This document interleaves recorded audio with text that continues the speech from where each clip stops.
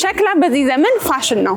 የሸክላ ጥበብ ምን ላይ እንደደረሰ በዛሬ የሽልሽር ፕሮግራማችን አብረን እናያለን። ተከተሉኝ። እንኳን ደህና መጣሽ መታሰቢያ። እንኳን ደህና ቆየሽ። አይናለም እባላለሁ። ንስራ ሸክላ ማዕከል። እንኳን ደህና መጣሽ ወደኛ። ንስራ ሸክላ እንባላለን። ከምንጩ ከሚገኝበት ብዙዋን እናቶች ከሚገኙበት አካባቢ ሸክላ በደንብ በብዙ አይነት መልኩ ከሚመረትበት ቦታ ስለመጣሽ በጣም ደስ ብሎናል። ዛሬ በጣም ብዙ ስራዎችን ብዙ ነገሮችን አሳይሻለሁ። ዛሬ ውሎሽ ከኔ ጋር ነው የሚሆነው ማለት ነው። ደስ ይለኛል። እሺ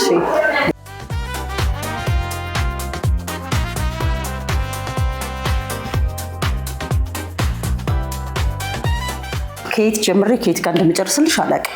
በጣም ብዙ አይነት የሚሰሩበት ብዙ እናቶች ያሉበት ብዙ እህቶች ያሉበትና በጣም ብዙ የተለያዩ ሸክላዎች የሚሰሩበት በአዲስ አበባ ሆነ በተለያዩ አህጉራቶች ከኛ የሚወሰዱ በየቦታው ላይ አሉ የተባሉ ቦታዎች ላይ የምታያቸው ሸክላዎች ሁሉ ከንስራ እየተወሰዱ በገበያም ላይ በሆቴልም ደረጃ የሚቀርቡት እዚህ ቤት የማይታይ የሸክላ አይነትና የማይሰራ ሸክላ አይነቶች የሉም። 303 ሴቶች አሉን ዋና ቋሚ ሰራተኞች፣ ረዳቶች ከ200 በላይ እስከ 500 እናቶች እዚህ ቤት ሰራተኛና ረዳቶች አሉን ማለት ነው። በዚህ መንገድ ነው እየተሰራን ያለ። በዓለም ላይ ብዙ ነገሮችን እስከ ውጪ እስከ ሀገር አልፈን ወደ ውጪ ሁሉ ኤክስፖርት የምናደርግበት ብዙ የምናሳይበት ቤት ነው። በጣም ብዙ አይነት በቃ ይሄ ነው ብዬ መግለጽ በሚያቅተኝ መልኩ የምንሰራበት ቤት ነው ይሄ ቤት ማለት ነው። በአጠቃላይ ለመግለጽ ስሞክር አለ የተባለ የሸክላ ምንጭ እዚህ ቤት ላይ ያለው በቃ በብዙ አይነት መልኩ የሚሰራበት ብዙ ሸክላ የሉም የተባሉ ሁሉ የሚገኙበት ቤት ምንጩ ይሄ ነው ማለት ይቻላል። በደንብ በእርግጠኝነት ማለት ነው። በጣም ደስ ይላል። እንደው እኔ የምልሽ ግን በዚህ ዘመን ሸክላ ፋሽን ነው ማለት ይቻላል? አዎ ፋሽን ነው። እንዴት ፋሽን ነው ማለት? አሁን ድሮ በጣም ተንቆ ተጣጥሎ ለማየት ሁሉ የሚጸየፍ ማህበረሰብ ባለበት ሁኔታ ውስጥ ነበር የምንኖረውና አሁን ደግሞ ፋሽን ሆኖ አሉ የተባሉ ቤቶች የትኛውም ከአቅመ ደካማው አቅም እስካለው ቤት ብትሄጂ ሸክላ ነው ቤት ውስጥ የሚገኘው። ለምን? አንድ ውበት ነው። ሁለተኛ ነገር ከጤና ማኳያ ለጤና ምንም አይነት የሚያውክ ነገር የሌለው ነገር በጣም ምርጥ የሆነ የሸክላ ምርት ስለሆነ ምንም አይነት ኬሚካል ስለሌለው ንጹህ አፈር ስለሆነ ሸክላውን ምርት የሚመረተው በጣም ዘመናዊ ከዘመናዊም በላይ ነው ብዬ ነው የማስበው። አሁን በጣም በርካታ ነገሮች እያየው ነው እና እንደው አሁን ላይ ምን አይነት ነገሮች እያመረታችሁ ነው? በዘመናዊ መልኩስ ሆቴሎች፣ መኖሪያ ቤቶችም የተለያዩ ቦታዎች ላይ እየተጠቀምንባቸው የምንገኛቸው ዘመናዊ ሸክላዎች አሉና እስቲ እናንተ የምታመርቷቸው ነገሮች ምንድን ናቸው? እሺ አመሰግናለሁ። እኛ የምናመርታቸው ነገሮች በጣም ብዙ ናቸው።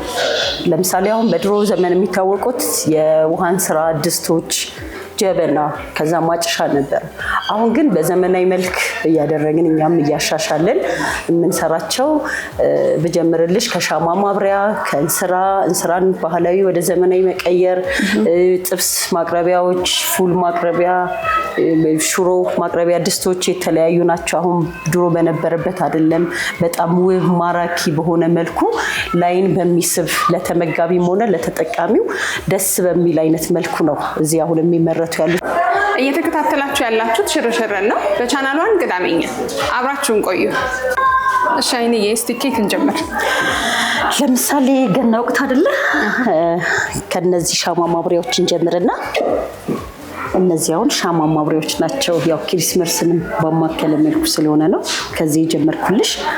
ያው ከነዚህ አሁን ከለር ተጨምሮባቸው በቀለም ያሸበረቁ ናቸው። በኖርማል ደግሞ ስንሄድ እነዚህ አሉ። እነዚህ በክቦ መስቀል የሌላቸው ሻማ ብቻ አይደለም አገልግሎታቸው። አምፖል ገብቶ በዚህ ጋር ሲጠለጠል ማብራት ሁሉ ይቻላል። የትራስጌ መብራት ለመኖሪያ ቤት ነው የሚያገለግለው? እነዚያው ለመኖሪያ ቤቶች ናቸው። ለሆቴሎችም ለስፓዎችም ለተለያዩ ነገሮች የሚጠቀሙባቸው ናቸው። እነዚህ አሁን የሻማ ማብሪያዎች አሉ። እዚህ ጋር ለሆቴሎች የሶፍት ማስቀመጫ እዚህ ላይ ናፕኪን ሶፍት እናስቀምጥና ከዚህ ላይ እንትን ሳይል እየመዘዝን እያወጣን የምንጠቀምባቸው በዛውም እንደ ጌጥ የምንጠቀምባቸው ናቸው። ከዛ ደግሞ የወይባ ቤቶች አሉ። እዚህ ብርጉድ እንትን ወይባ የሚጠቀሙ እነሱ እነዚህን ከኛ እየወሰዱ ትልልቅ የወይባ ቤቶች ከኛ ነው ምርት እየወሰዱ ይሄ የሚያጨሱበት እሳት ውስጥ ይደረጋል፣ ጭሱ ይደረጋል።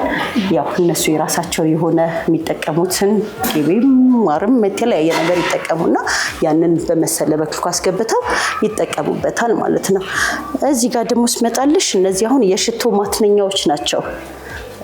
እነዚህ አሁን ለስፓዎች ትልልቅ ቤቶች ላላቸው ሽታ ሩማሽ የምትባል ጭሳለች። እሷን ማትነኛና ሽታው በጣም ውብ ማራኪ የሆነ መዓዛው ደስ የሚል ቤት ከስተመርን የሚስብ እንዲሆን የሚጠቀሙበት በዚህ ነው። የቤታችንን ሽታ በዚህ ነው የምንቀይረው። በዚህ መቀየር እንችላለን። እኔ የምለው ሸክላ ያው የለመድነው በቀይና በጥቁር ነው። አሁን እዚህ እያየ ነው እንዳለ ነው። እና ሸክላ ሌላ ቀለም አለው ወይስ?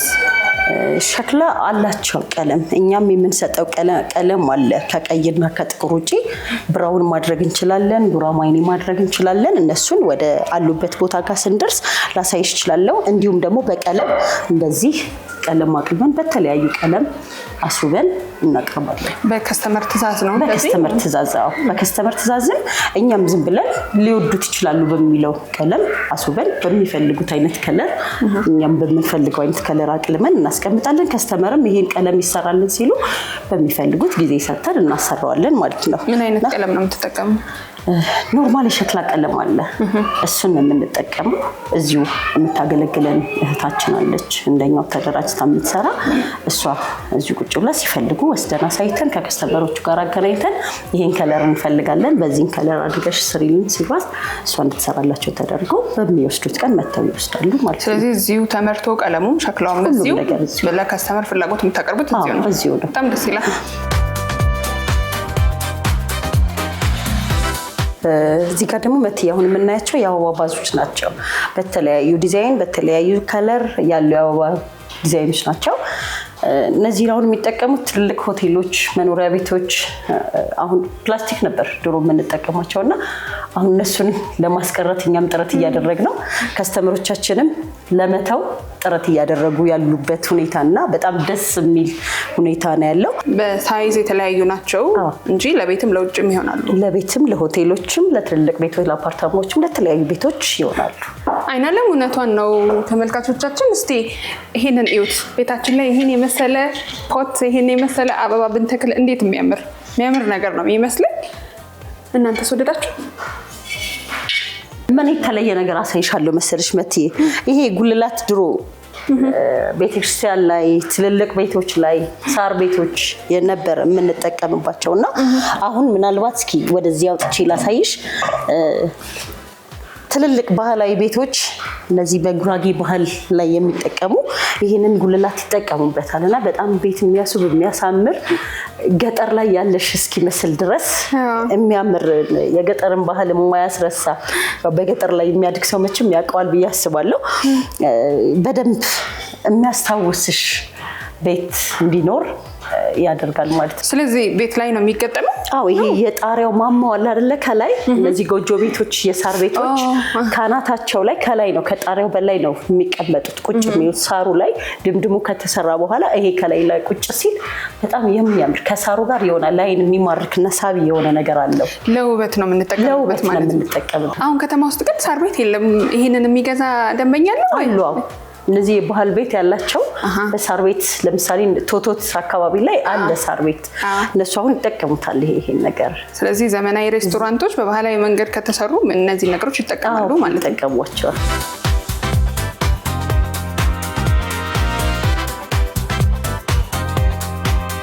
ሸክላ የራሳችን ማንነት ነው። በዚህ ዘመን ሸክላ መጠቀም ወደ ራስ እንደመመለስ ነው። በቤታችን ውስጥ እንደዚህ አይነት ውብ ሸክላዎች ቢኖሩ ለእኛም ድምቀት ነው፣ ለቤታችንም ድምቀት ነው። ሽርሽራችን አላለቀም። ገና ብዙ የምንጎበኘው ነገር አለ።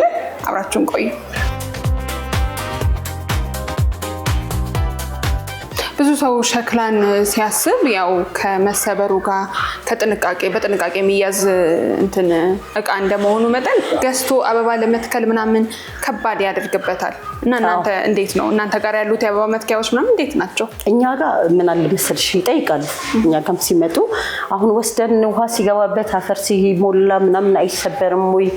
ጥንቃቄ ከሌለ ማንኛውም ነገር ሊሰበር ይችላል ብለን ነው የምናስረዳው። ለምን ጥንቃቄ ከሌለ እኛም ወድቀን ስለምንሰበር ማለት ነው። ስለዚህ ይሄን እቃ እኛ ስንሰጥ በደንብ ጠንካራ እንዲሆን አገልግሎቱ ረጅም ጊዜ እንዲሆንላቸው በጥንቃቄ ከያዙት እስከሚፈልጉት ጊዜ ድረስ እንዲጠቀሙበት ይሆናል ማለት ነው። አሁን ላይ በእርግጥ በጣም እየተለመዱ መጥተዋል እነዚህ ነገሮች። ቦሌ አካባቢ የተለያየ ሸክላ መሸጫዎች ያለው እና ሰው ጋር ያለው አቀባበል እንዴት ነው? ምክንያቱም አሁን ከሸክላ ከወጥ መስሪያነት አልፎ በተለያየ ጌጣጌጥነት እያየ ነው ስለሆነ እንዴት ነው እስቲ አሁን ሰው ጋር ያለው አቀባበል እንዴት ይመስላል?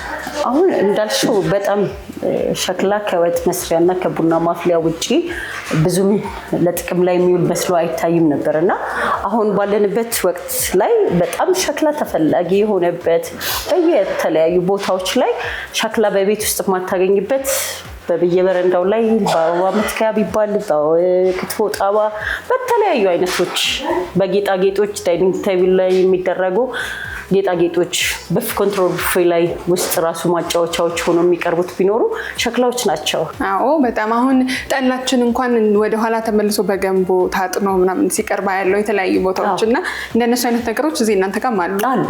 እንደው አይንዬ ግን ከዋጋው አንጻር ሸክላ እንዴት ነው? አሁን ለምሳሌ እቺ ዋጋዋ ስንት ነው? ዋጋ ያው እኛ እዚህ ሲገባ እዚህ ሱቅ ውስጥ በሚገባበት ሰዓት ፊክስድ የሆነ ዋጋ ነው። ለምን የሰራተኛ የጉልበት የድካም ብለን ያው ብዙ ወጪዎች እንደምናወጣበት ሁሉ እንደዚህ ለጥፈን እናወጣና አሁን 1000 ብር ነው የምትለው።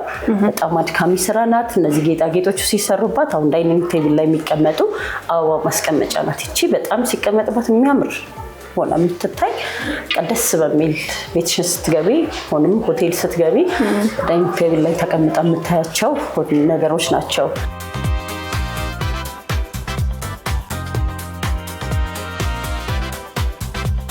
የቻናሉን ቤተሰቦቻችን ቅድም እንደነገርኳችሁ ሸክላ ሌላ ታሪክ ላይ ገብቷል። አሁን ይሄ ውሃ ማቅረቢያ ነው።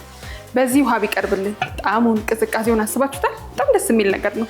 አሁን ደግሞ ማሳያችሁ የእሳት ማንደጃ ነው። አሁን ይሄ ዘመን የማይሽረው ፋሽን የማያልፍበት በጣም ደስ የሚል አያምርም? ቡና በዚህ ብናፈላ ደስ አይልም? በጣም ነው የሚያምረው። ሙሉ ለሙሉ ሸክላ ነው። የሸክላ ምርቶች እንዴት ውብ እንደሆኑ እዚህ መታችሁ ማየት ይቻላል። አልጨረስኩም ገና። ዛሬ ብዙ ማሳያችሁ ነገር አለ። ያው ብዙ ፕሮሰስ በእጅ ነው አይደለ? በባለሙያ የሚሰራው ወርቃማ እጆች አላቸው ሸክላ ሰሪዎች ይባላል። እና ከልፋቱ አንጻር ዋጋው ይመጥናል ወይ? ዋጋው አይመጥንም። እንዴት አይመጥንም ማለት አምራቾች ነን እኛ። በአምራች ዋጋ ነው የምንሸጠው። ከኛ ይልቅ ከኛ የሚወስዱ ቦሌ ላይ ይቻለው ብለሻል፣ በተለያዩ ቦታዎች ላይ አይተሻል። ከኛ ይሄን 1000 ብር ቢወስዱት እነሱ እጥፍ ብር ጨምረው ነው እየተጠቀሙበት ያለውና ያው እነሱ ጋር ብዙ ድካም ብዙ ወጪዎች ሊኖሩ ይችላሉ። የትራንስፖርቶች የመሰበር እድል ምናምን ስለሚኖረው እኛ እንዳምራች ነው። አሁን አምራችና አትራፊ እኩል አይደለም ዋጋ የሚኖረውና እኛ እንዳምራች ነው እያስረከብን ያለው አምራቾችም ስለሆነን ማለት ነው። በዛ አይነት መልኩ ነው አሁን እዚህ ቤት እቃ የምናስቀምጠው ማለት ነው።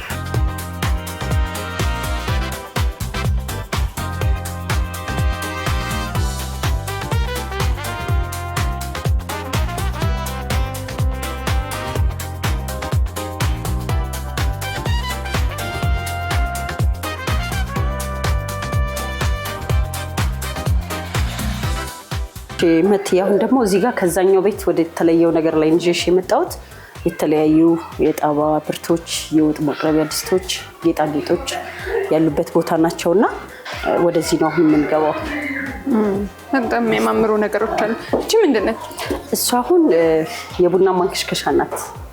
በጣም ነው የምታምረው። በጣም ነው ቡና የምታሳምረው። በጣም ቆንጆ የሚያምር ብራውን ከለር ቡና ከፈለግን፣ ቡኒ ከለር የሚያምር ቡና ከፈለግን በስቺ ቆልተን እንደዚህ ያደርግን።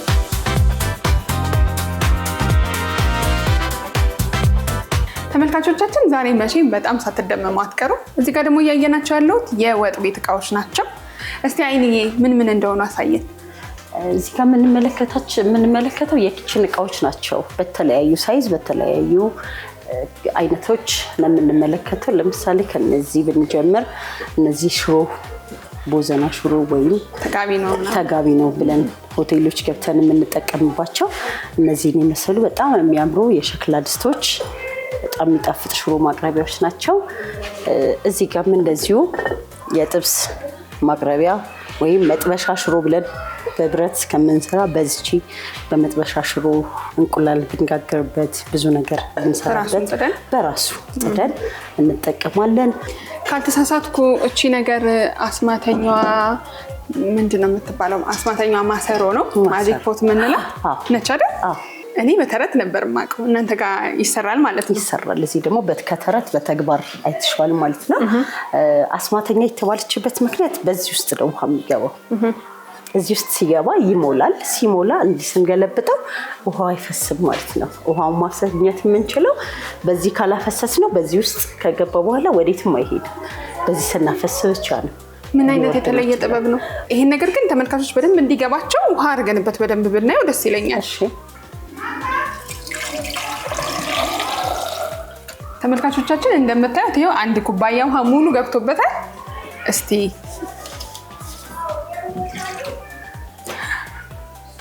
ስናንቆረቆራት ኩባያዋን ስጠን።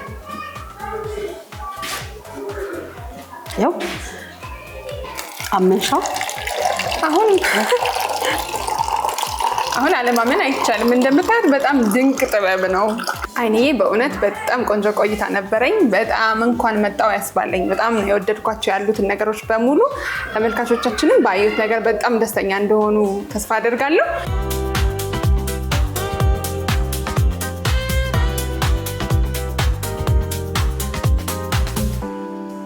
እሺ ናታን፣ እዚህ ደንበኛ ነህ? አዎ ደንበኛ ነኝ። ምን ልትገዛ ነው የመጣኸው? ዛሬ የተለያየ አይነት ሸክላዎች ለመግዛት እና ቅርብ ዘመዶቼም ቤቱ ለማሳየት እና ለማስተዋወቅ ፈልጌ ነው። የተወሰነ እቃዎች ለቆሎ ለኦቾሎኒ ምናምን የሚይዝ እቃ፣ ጀበናዎች፣ የሻይ እቃ ምናምን አንዳንድ እንደዛ አይነት እቃዎች ገዝተን ነው እና እዚህ በጣም ብዙ ጊዜ እንመጣለን። ሸክላ በዚህ ዘመን በጣም ፋሽን ነው እና ከሸክላ ምን ሆኖ ደስ የሚለው? እኔ በጣም የወደድኩት በፈለከው ዲዛይን እና በፈለከው አይነት ካልተገኘ ራሱ ማሰራት የሚቻል አለ። አሁን አንድ ዕለት እዚህ ካያችሁ አላውቅም፣ ግን ኢቭን ያስተምሩ ነበረ ለአዲስ ሰዎች ሸክላ ተጠቅሞ ማያውቅ ሰው እንደ ክላስ አድርገው ያሳያቸዋል። እና ጓደኛዬ ራሷ ያስተዋወቀችኝ እዚህ ቤት ክላሱ እንዲያደርጉ አሳይታቸው ነበረ ያኔ እና በዛው እየተለመደ ሲሄድ ሰው እንዴት እንደሚሰራ እንዴት ብዙ የሚያምር እቃዎች እንዴት መስራት እንደሚቻል ሲያቅ ከዛ በኋላ ኢቭን እኔ እቃው ባላገኘው ራሱ ወይ ላሰራው ብዬ ቼክ ማድረግ እችላለሁ እና ያንን በጣም ስለወደድኩ። እሺ ናታን በጣም አመሰግናለሁ። እኔም አመሰግናለሁ። እኔ እንግዲህ በጣም አመሰግናለሁ። በጣም አመሰግናለሁ። ደስ ብሎኛል። እኔም እንደዛው በጣም አመሰግናለሁ። እንግዲህ የቻናሏን ቤተሰቦቻችን በእንስራ የሸክላ ማዕከል የነበረን ቆይታ ይሄን ይመስል ነበረ። ከቀሪው የቅዳሜኛ ፕሮግራሞች ጋር መልካም ቆይታ